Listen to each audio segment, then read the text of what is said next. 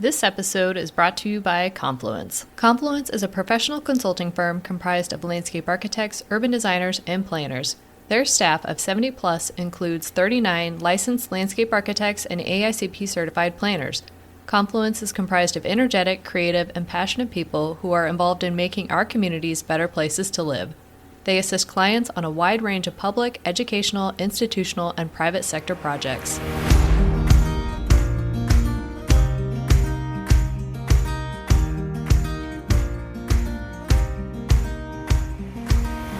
You're listening to the Booked on Planning podcast, a project of the Nebraska chapter of the American Planning Association. In each episode, we dive into how cities function by talking with authors on housing, transportation, and everything in between. Join us as we get booked on planning.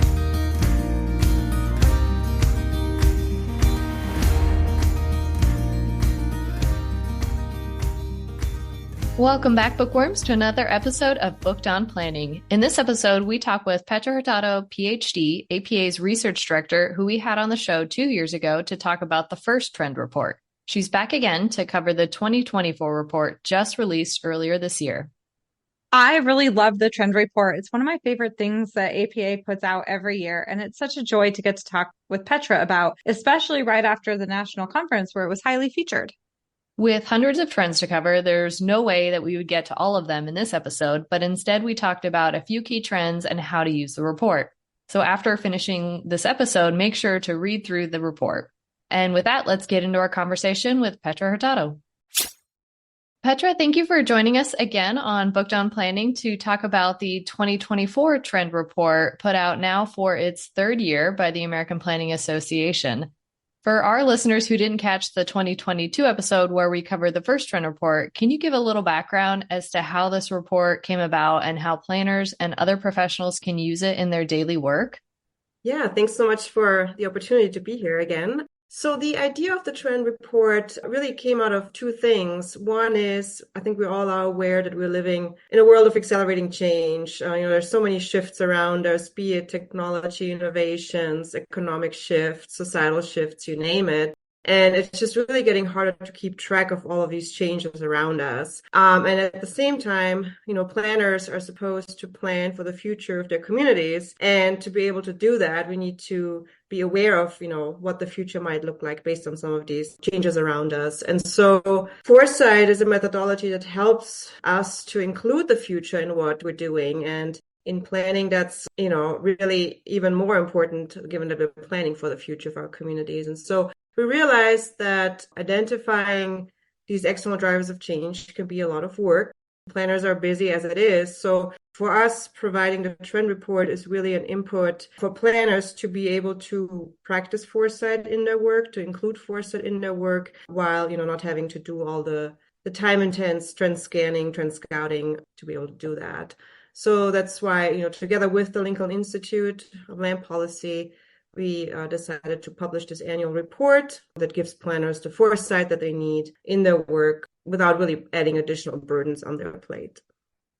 With a report that's put out annually, it's hard to imagine that there are a lot of changes in any of the topics. Like we have the Act Now, Prepare, or Learn and Watch. But now that you've put out 3 of these reports, which category changes the most year to year, and why do you think so? Yeah, that's a good question, because that's a question that we always ask ourselves once the next trend report is out. Are we going to be able to get another trend report together next year? And we realize, yes, the world keeps turning and, items move from one time frame to another. New trends and signals are added to all time frames every year. And I mean, as you can imagine, it's a very agile type of work. I would say the most significant shift that we've been observing over the last 3-4 years is really when it comes to technology innovation. While we see shifts in all areas from, economic trends, societal trends, environmental trends, you name it, technology is for sure the area where, first of all, the pace of change is the fastest and most of the really disruptive changes are visible. And one very specific topic under technology is AI, which is something that I feel I've seen a lot of change over just this last year, especially in the last several months. There was an APA webinar on the subject of AI in our profession, And it was so fascinating to think that we're at a point where all we have to do is a little front end setup of different parameters and staff reports. And then all you do is input an application and AI could spit out a staff report with recommendations for you.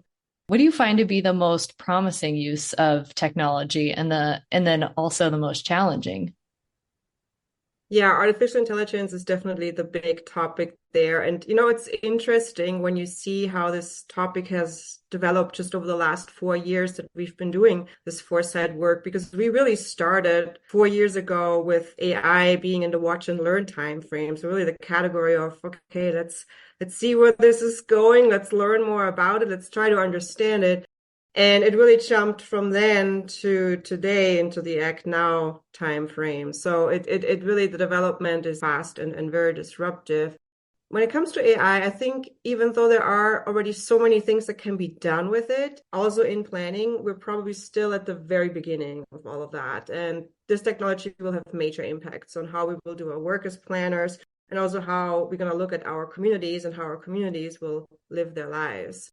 I see it as a positive development in the sense of all of the repetitive, usually boring type of work can be done by AI. If not now, then probably soon. And that will really free up some time for us as planners to do more of the actual meaningful planning work, such as engaging with our community members and really emphasizing the human factor of planning. The important part will be, however, that we really upskill ourselves, that we try to understand these tools and how to use them responsibly. We make sure we question the outputs. We can't just take them as they come, because obviously there's still a lot of things in terms of what data goes in, what happens in the black box and what comes out. So artificial intelligence is definitely the technology that I think is the most challenging, but also one that has the most opportunities to offer if we use it the right way and in a responsible way. Yeah, I don't ever see planners as a profession going away. I like the fact that we can use the technology to take away the day-to-day mundane parts of our job and really focus on looking forward and more comprehensive and even on topics of like equity, which was one of the sections that I really found interesting, the persisting transportation inequities topic. This year, the report focused on the myriad of new transportation systems and actions that can help reduce inequities. And in Lincoln, we've adopted a number of the proposed policies like eliminating parking minimums in some of our districts, investing in our transit through a new transit center that's going to be breaking ground in the next year, hopefully, and investing in electric mobility. What do you see as the most important action communities can take in regards to equitable transportation? I think the important question we need to continue asking ourselves when planning for equity, and in this case, equitable transportation systems, is who's currently not included? And that's where the gaps are and where our work is needed, right? So looking at some of these existing and emerging trends, I think we should see opportunities instead of challenges. Technological, but also social innovation is really at a point where there are so many options on how our transportation system could look like. And we just need to embrace these ideas and use them to fill existing gaps instead of creating new gaps by putting laws and regulations out there that don't allow some of these new emerging systems. So really trying to include them in a way that it's meaningful and that can create equitable ways of moving around town. I feel like the term polycrisis has become a larger topic of conversation in the last year.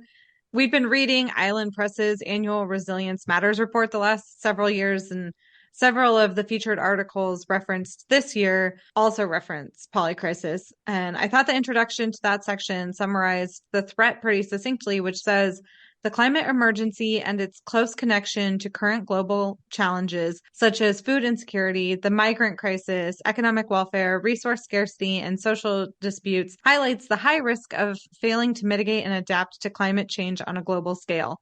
This is such a massive and interconnected issue. How can planners even begin to tackle it? It takes a planner, right? That's our new hashtag at APA. Well, I think planners can play or have to play a crucial role in all of this, but obviously this will take efforts of many different stakeholders from many different professions, plus political will, and also the willingness of everyone in our communities to change the way we live and to change how we behave in in this world. And all of these different crises are related to elements such as land use, housing, transportation, and so on, which are all obviously planning topics. So I think a role of the planner is certainly to be someone that usually we see things from a holistic standpoint. We don't just look at one thing or one issue in a siloed way. So I think that's one thing where I feel planners are really equipped with the right skills and attitudes really to help tackle these issues. And then again, as I mentioned, a lot of these issues creep into what planners already do anyway. So it just makes sense to be part of the solution there. Basically, that's describing what we do with our comprehensive plans. We're taking a look at all these different topics and how they all interact. And a lot of the comprehensive plans, especially the ones that have been winning awards the last couple of years, are kind of breaking apart those rigid sections, and they're interweaving all the different sections together, which you really need to do when you're tackling this issue of like a polycrisis that affects so many different areas. Absolutely, yeah. So one of the topics listed in the prepare section of the report is the use of crowdsourcing and immersive technologies and their application to the planning profession. On the one hand, it is exciting to think that we could gamify the planning process and receive almost real-time data on anything from water use to pedestrian activity, or that we'll soon be able to drop a redevelopment project into a metaverse twin of our city and people could see for themselves the impacts of the project. But it also adds a level of complexity to the planning process.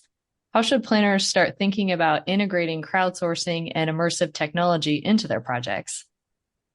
Yeah, I have to say, I see a lot of opportunities there. I'm a big fan of, what's happening there on this horizon, because I think a lot of times a reason for why certain plans or projects are being opposed and maybe therefore can't be implemented is because of the lack of imagination of what it would be like to live in the community that the plan suggests. And so, simple example, if we talk about densification or the idea of the 15-minute city, that's now also part of, conspiracy theories where people say, oh, those are climate lockdowns and it's all bad stuff and can't densify and it's just all words that we can't use anymore as planners.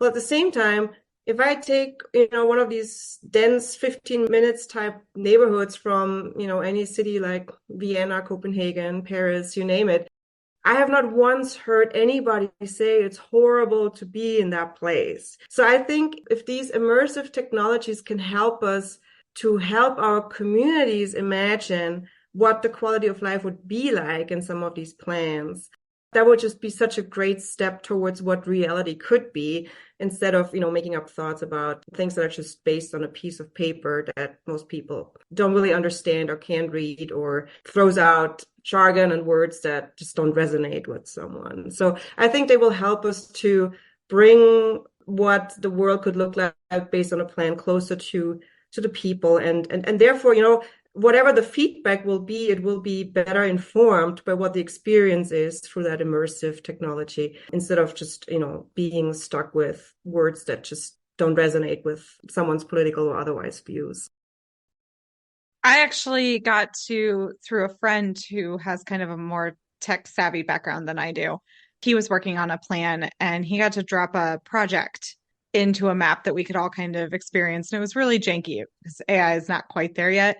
But I kept thinking about how I work in redevelopment and people get really nervous about like the buildings that we want to put in, because it's like, oh, how's that density going to impact the community and whatever. And I'm so excited to be able to just drop them into a virtual area and be like, walk around and see. It's not going to do anything to our community except benefit it. Exactly. The trend report identifies geoengineering as a trend to watch as well. And examples include cloud seeding, which actually terrifies me. I'm not going to lie. You're the only one. Direct air capture and solar radiation management. It seems like governments will throw money at almost anything except actually encouraging good urbanization practices to reduce global warming. So how can planners start to prepare for all of the unknowable outcomes from these types of experiments? Yeah, that's the $1 million question, right? I think for planners, the focus should really be right now to continue implementing sustainable urban practices, which, by the way, have so many benefits in addition to their climate benefits, talking about, physical health, mental health, well-being, social connections, all of that.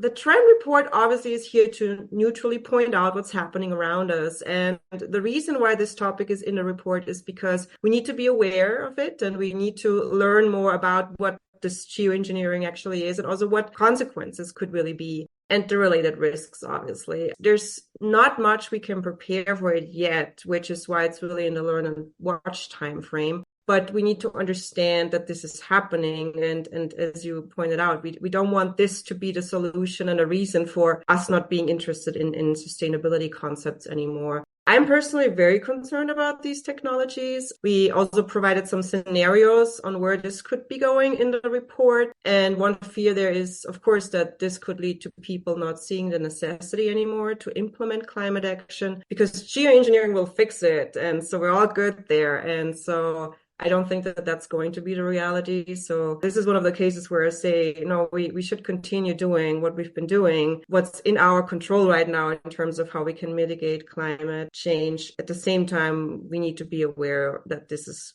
going on right now too. And no one really knows where it's going and what the consequences will really be. I know that science will come to our rescue in many ways, but that one's concerning. Right. Everything that we listed there. And speaking of science, agricultural production makes up the highest percentage of land use in the United States at this point. But we know that current agricultural practices will most likely be impacted by climate change.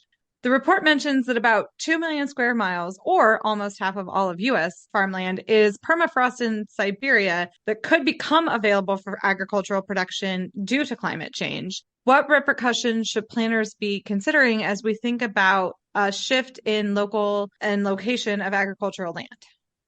Yeah, so I think the way agriculture and food production more broadly is done these days is very concerning from a climate standpoint, but also from a health standpoint and ethical questions and so on. But in general, it's a very unsustainable industry. And meanwhile, in this country, in the US, we have a meat consumption like nowhere else in the world. There's 230 pounds of meat per person per year being consumed. So to be totally honest, I think the permafrost in Siberia is not our biggest concern at this point. It's just something to potentially keep in mind when looking at current global dynamics and where all of this might take us in the far future. However, I think a lot will have to change starting from how we grow our food today and how and what we eat in the end. And so many of the developments and decisions that were made in the past about our food were really, economic and political decisions. And I think this needs to shift to really social and environmental decisions that prioritize health of our people as well as the health of the planet in mind. So the Siberia and permafrost situation is something that we put out there, again, also in the learn and watch time frame. We will also have to see if those places are actually, if they have nutrients at all, and if we can actually grow things there. But I think what was important for us and why we decided to have food production agriculture as one of our deep dives in this year's report is really that there's a lot of concerning developments out there. There's also a lot of, innovation out there. And those are just things where we just need to, again, keep watching, see where it's going and ultimately how it's going to potentially affect land use in rural areas, but also in urban areas. We have in last year's trend report a scenario where we look at, how people from cities started moving out into rural areas during COVID because now they can work remotely. Meanwhile, we create meat and other agricultural products in laboratories in the cities. So is there going to be a shift between urban and rural in the future? I don't know if that's what the future is going to be, but there's a lot of scenarios on the horizon of where this could go. And again, it's something that we as planners really need to see, how and where should we get involved and what are the things that we need to keep watching and learn more about. I think that's one things that I really enjoy about the learn and watch section. It's nothing that I have to immediately address right now, but it's really interesting to see all the different trends out there and the stuff that could come up and to at least have like a base understanding in case somehow a conversation about that pops up in my own work. And then we start to see that becoming more of an immediate trend. Exactly. And you know, we did have the trend about local food systems planning in one of our previous trend reports, and that is obviously in the Act Now timeframe. So that's where planners are directly involved in helping preventing some of these food deserts in cities to really become issues for the local communities and really finding solutions for everyone to have access to healthy food. But obviously, you know, everything we just talked about related to the permafrost, as well as, you know, some of these laboratory experiments, I would definitely see that in the Learn and Watch for now. So you already mentioned upskilling in one of our other questions. Which of the upskilling or plan tech actions identified in the report do you think planners should prioritize focusing on? So it really depends on what planning field someone is in, but what everyone has in common is that we do need to upskill in one way or another. The world is changing, as we can see based on this annual trend report, and we need to be ready for these changes. In general, I would say artificial intelligence skills and more broadly skills related to digitalization are an absolute must today. I don't think that, you know, anyone will be able to do these kind of jobs without those skills in the future. But at the same time, we also need to strengthen our human skills to help people get closer together. I think during COVID especially, we had an acceleration of both of these issues that on the one hand, digitalization was speeding up because suddenly we couldn't be together and a lot of things needed to be done online. So we have the technical skills needed for this, but then at the same time, now we really have to see what can be done to bring people closer together again. And for that, we will just need better human skills. And that includes things like, you know, listening, empathy and compassion, conflict resolution, things like that used to not really be on the curriculum of a planning program. Every day I remind myself I need to have better human skills like that. We all Best. Yeah. Always our final question. This is Booked on Planning. What are a few books that you suggest our readers should pick up? That's really the most difficult question because there's so many good books out there. We used to ask our authors for just one book, and we found that we could not do that because no one could limit it to one book. So. Right. So I have a list of a few with different backgrounds. So obviously talking about the future, one book that I can recommend to everyone is by Kim Stanley Robbins on the Ministry for the Future. Very well written and very well researched, I have to say. So while it's a fiction book, science fiction book, it's still very close to reality.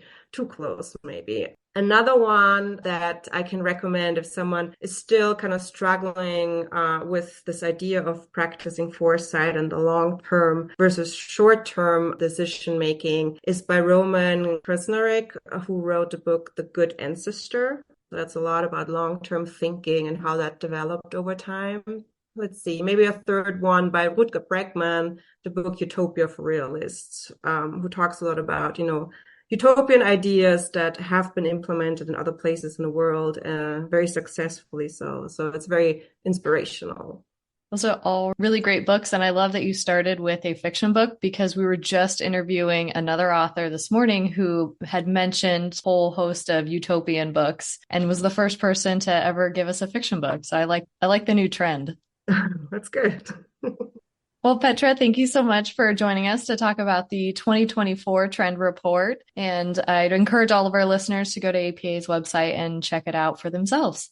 Thank you so much for the invitation to be here. We hope you enjoyed this conversation with Petra Hurtado on the 2024 Trend Report. You can download your free copy at planning.org. And remember to subscribe to the show wherever you listen to podcasts. And please really do take the time to rate, review, and share the show.